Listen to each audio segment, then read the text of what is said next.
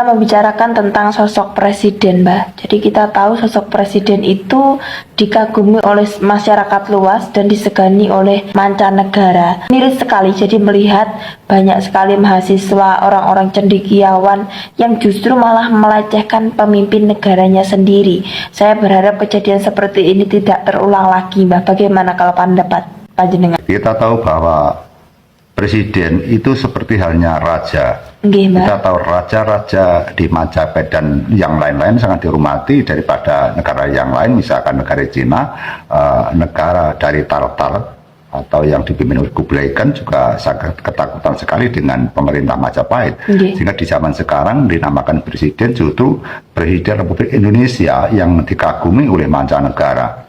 Bahkan seperti halnya Bapak Presiden kita, yaitu Bapak Jokowi, banyak mendapat penghargaan daripada yaitu Perserikatan Bangsa-Bangsa. Justru kenapa mahasiswa yang mestinya ikut serta menjunjung tentang kebangsaan justru malah melecehkan nama baik daripada Presiden Republik Indonesia.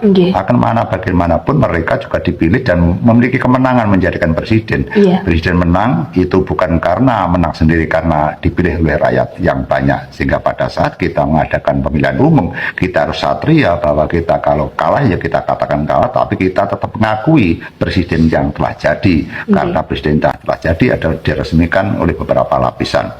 Tentu kita sangat marah sekali apabila nama presiden dilecehkan, karena presiden adalah merupakan simbol negara kita.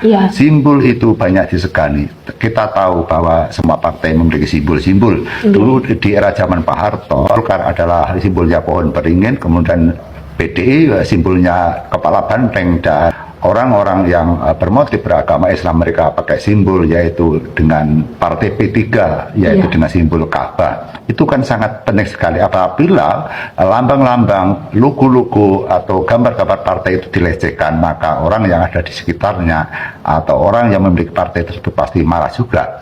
Seperti halnya kita tahu bahwa seperti kita sebagai orang beragama Islam, Islam memiliki simbol dengan yaitu bulang sabit atau memiliki simbol dengan jagat yang dilingkari dengan tali atau yang disimboli dengan jagat dengan pedang yang bersimpangan.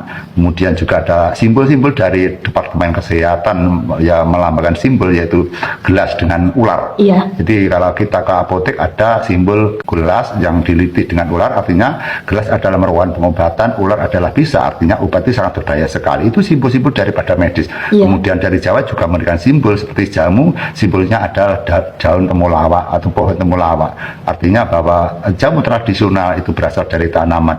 Dan masih banyak simbol-simbol yang kita lakukan, misalkan kita orang Jawa, misalkan kita akan mengadakan yaitu selamatan bayi, selamatan netonan, si jabang bayi pada saat itu sebelum dikajatkan, maka bayi-bayi itu diletakkan di daun keluih agar bayi ini nanti akan menjadi bayi yang linuih. Kemudian banyak sekali simbol-simbol yang sangat dasar sekali, misalkan orang yang berselamatan dengan leluhurnya, artinya leluhur itu sudah pulang ke rahmatullah.